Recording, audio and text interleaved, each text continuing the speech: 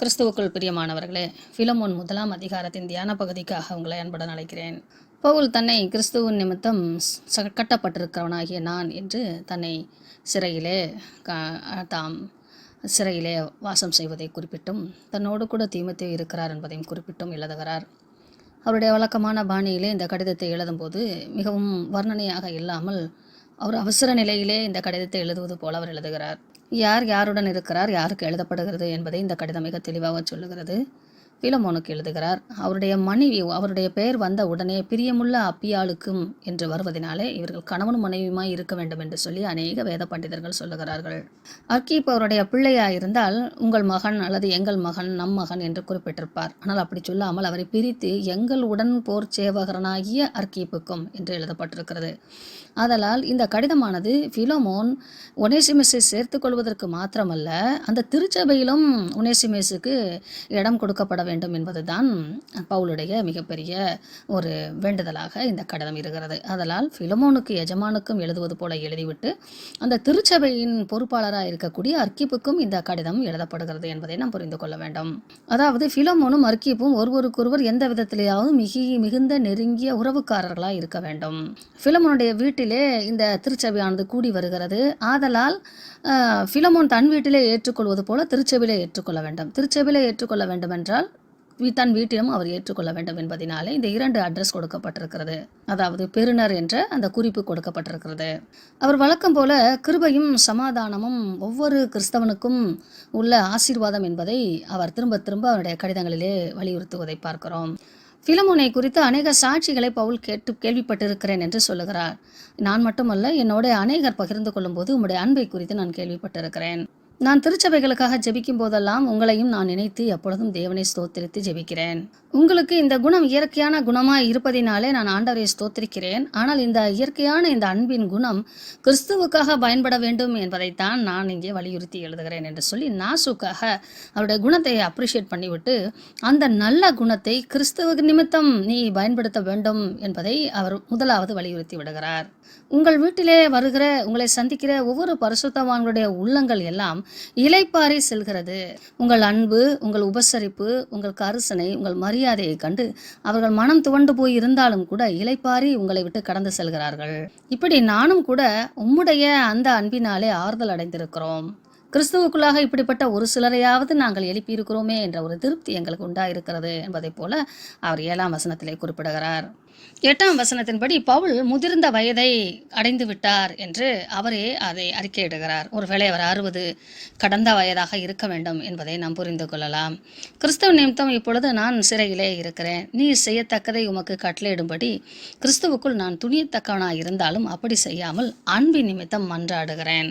பவுலுடைய தலைமைத்துவத்திலே இந்த பகுதிகளிலெல்லாம் ஊழியம் நடந்து வருகிறபடினாலே பவுலால் கட்டளையிடப்பட முடியும். ஆனால் பவுல் அப்படி செய்யாமல் கிறிஸ்துவின் சகோதரத்துவ அன்பை வெளிப்படுத்துவதற்காக மன்றாடி வேண்டி கேட்கிறாராம். 10ஆம் வசனத்தின்படி கட்டப்பட்டிருக்கையில் நான் பெற்ற என் மகனாகிய ஒனேசிமுக்காக உம்மை மன்றாடுகிறேன் என்று சொல்லுகிறார்.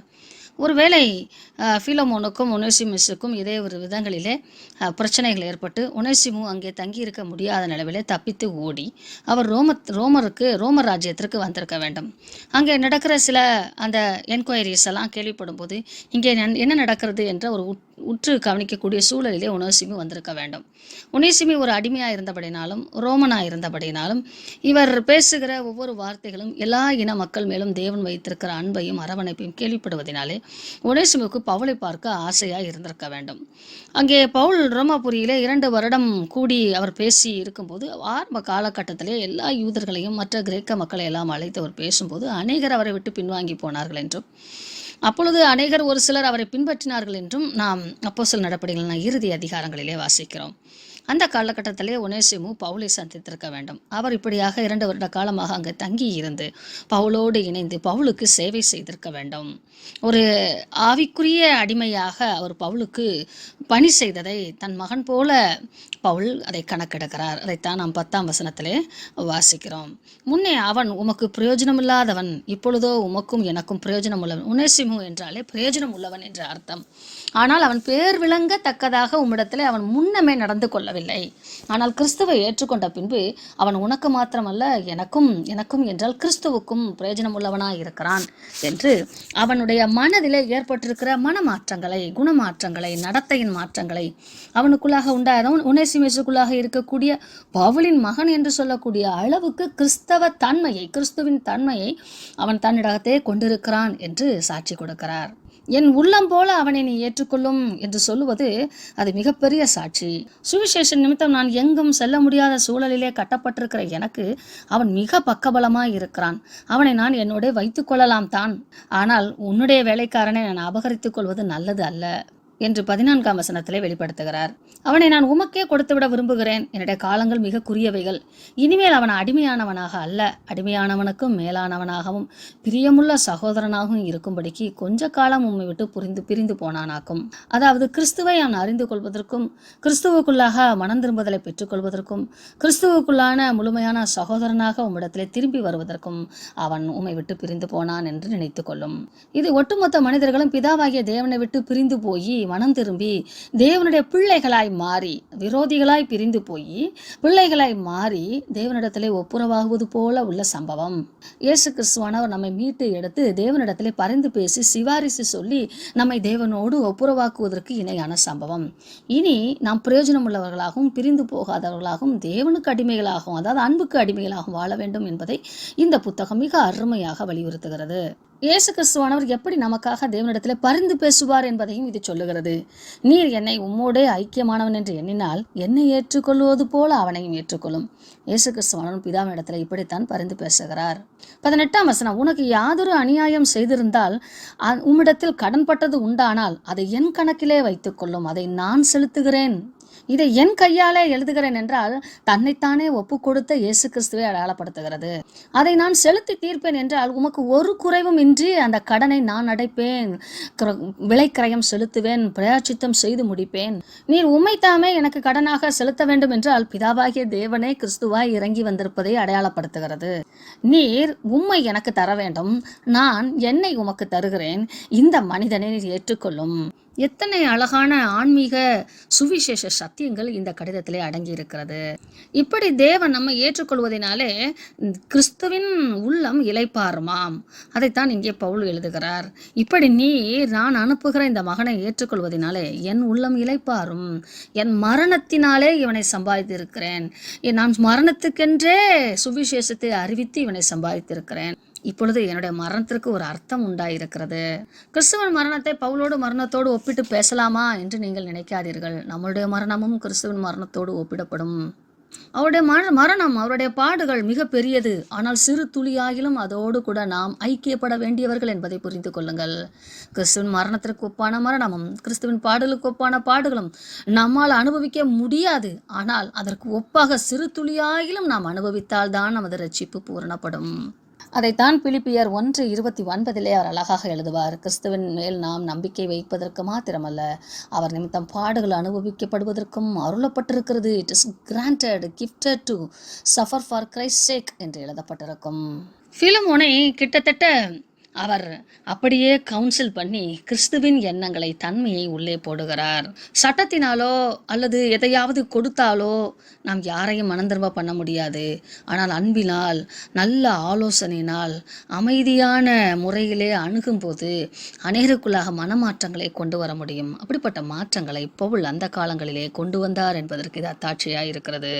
பவுலுடைய விடுதலைக்காக அவர்கள் ஜெபித்து கொண்டிருந்தபடினாலே நான் வருவேன் என்று நீங்கள் விசுவாசித்து விண்ணப்பம் பண்ணி கொண்டிருக்கிறீர்கள். ஒருவேளை தேவன் அந்த அனுகிரகங்களை தருவார் என்றால், சில நேரங்களில் வரையில் போயிட்டு வருவாங்க இல்லையா, அப்படிப்பட்ட வாய்ப்பு கிடைத்தால் நான் உங்களிடத்தில் வருவதற்கு எனக்கு வாய்ப்பு இருக்கிறது. அப்படி எனக்கு கிடைக்க அந்த வாய்ப்பு இருக்குமானால் நான் தங்கி இருப்பதற்கு, அதாவது அவர் வந்தாருன்னா ஒரு பெரும் கூட்டம் வரும், அவர் போதிப்பார். அப்போ அப்படி தங்கி இருப்பது எனக்காக ஒரு இடத்தை ஆயத்தம் பண்ணுங்கள். என்னோடு கூட காவலில் வைக்கப்பட்டிருக்கிற எப்பாப்பிராவும் அவரையும் ஏதோ சந்தேக கேஸில் பிடிச்சி வச்சிருக்கிறாங்க. என் உடன் வேலையாட்களாகிய மார்க்கும் அரிஸ்தர்க்கும் தேமாவும் லூக்காவும் உங்களுக்கு வாழ்த்துதல் சொல்லுகிறார்கள். இந்த கடிதம் எனது தனிப்பட்ட அறிவு என்று நினைக்க வேண்டாம். நாங்கள் ஒரு குழுவாக இணைந்து ஜெபித்து உமக்கு எழுத வேண்டிய பிரகாரமாக எழுதுகிறேன். கர்த்தராகிய இயேசு கிறிஸ்துவின் கிருபை உங்களோடு கூட இருப்பதாக என்று வாழ்த்துகிறார். பிலமோன் ஒனேசிமுவை ஏற்றுக்கொண்டாரா என்று நமக்கு தெரியாது, ஆனால் ஏற்றுக்கொண்டிருக்க வேண்டும். ஏனெனில் கிறிஸ்துவின் தன்மையின் லட்சணமும் நிறைந்த பிலோமோனும் கிறிஸ்துவுக்குள்ளாக மறுரூபமடைந்த மறுமாற்றம் அடைந்த மறுவாழ்வு பெற்ற ஒனேசிமும் ஒன்றாய் இணைகிறார்கள் சகோதரர்களாக. அதே வேளையிலே பிலிப்பியருக்கு நிருபத்திலே எழுதும்போது அவர், நீங்கள் கிறிஸ்துவுக்கு அடிமைகளாய் இருப்பது போல உங்கள் எஜமானுக்கு நீங்கள் நன்மனம் பொருந்துங்கள் என்று சொல்லுவார். நீங்கள் கிறிஸ்துவ நிமித்தம் அவர்களுக்கு ஊழியம் செய்யுங்கள் என்று சொல்லுவார். அப்படிப்பட்ட போதனைகளை ஒனேசிமு கண்டிப்பாக பவுலின் வாயிலாக கேட்டிருப்பான். ஆதலால் ஒனேசிமும் தன்னை எப்படி தாழ்மையாய் அர்ப்பணிக்க வேண்டும், மன்றாட வேண்டும் என்று ஒனேசிமு பவுலிடத்திலிருந்து கற்றிருந்திருப்பார். அவர் பிலமோனிடத்திலே அப்படித்தான் ஒப்புரவாயிருப்பார். அப்பொழுது பிதாவாகிய தேவன் நம்மை ஏற்றுக்கொள்வது போல, நாம் பிதாவாகிய தேவனிடத்திலே நம்மை முழுவதுமாக ஒப்புக் கொடுப்பது போல அந்த இரண்டு உறவுகளும் மீண்டும் உடன்படிக்கையிலே புதுப்பிக்கப்படுகிறது. ஆமென். இந்த கடிதத்தை பவுலானவர் எழுதி ஒனேசிமோவோடு கூட தீகுக்கு கையிலே கொடுத்து அனுப்புகிறார். அதை நீங்கள் கொலோசையர் 4:7 வாசிக்கலாம். பிரியமான சகோதரனும் உண்மையுள்ள ஊழியக்காரனும் கர்த்தருக்குள் எனக்கு உடன் வேலையாளுமாய் இருக்கிற தீகுக்கு என்பவன் என் செய்திகளை எல்லாம் உங்களுக்கு அறிவிப்பான். உங்கள் செய்திகளை அறியவும் உங்கள் இருதயங்களை தேற்றவும் என்று சொல்லி அவர் ஒரு பட்டியலிட்டு சொல்லுகிறார். இந்த கொலோசைய நிருபத்தில் எழுதப்பட்டிருக்கிற கொலோசைய நிருபமானது அந்த திருச்சபை மக்களுக்கு கொடுக்கப்பட வேண்டிய கிறிஸ்தவ ஆவிக்குரிய வளர்ச்சி நிலையை காண படிகளையும் தத்துவங்களையும் வாய்ப்புகளையும் கருத்துக்களையும் உள்ளடக்கியதாக எழுதிவிட்டு அதனோடே கூட இந்த கடிதத்தையும் எழுதி அனுப்புகிறார். இது சிபாரிசு கடிதம், ஒரு ரெக்வெஸ்ட் கடிதம். இப்படி இந்த இரண்டு கடிதங்களும் பிலமோனால் வாசிக்கப்பட்டவைகளாக காணப்படுகிறது. ஆதலால் பிலமோன் புத்தகத்தை நாம் வாசிக்கும்போது ஒரு முறை கொலோசையினுடைய புத்தகங்களில் என்ன எழுதப்பட்டிருக்கிறது என்று வாசிப்போமானால் இதற்கும் அதற்கும் இடையாக இருக்கக்கூடிய இந்த தொடர்புகளை நாம் புரிந்து கொண்டு பவுலுடைய மனநிலைமையிலே ஒனேசிமுவும் பிலமோனும் திருச்சபையும் அர்க்கீப்பு நடத்துகிற அந்த தலைவராக இருந்து நடத்துகிற அந்த திருச்சபையும் எப்படிப்பட்ட ஒரு கிறிஸ்தவ கருத்தியலை கொண்டிருப்பார்கள் என்பதை நாம் ஆழமாக அறிந்து கொள்ளலாம். நம்முடைய வாழ்க்கையிலும் நாமும் கிறிஸ்துவின் தன்மையை உடையவர்களாக நமக்கு தேவன் பாராட்டின அடங்காத அந்த நன்மைகளை, கிருபை வரங்களை, இரட்சிப்பின் வழி நடத்துதலை உணர்ந்து நாம் ஆண்டவருக்கு நன்றி செலுத்தவும், அப்படிப்பட்ட சகோதரத்துவத்திலே பிற மனிதர்களை நாம் வழி நடத்துவதற்கும் இணைந்து வாழ்வதற்கும் தேவன் நமக்கு உதவி செய்வாராக. மனிதர்களை தேவனோடு ஒப்புரவாக்குவோமாக. நாமும் தேவனோடு ஒப்புரவாகி நிலைத்திருப்போமாக. ஆமென்.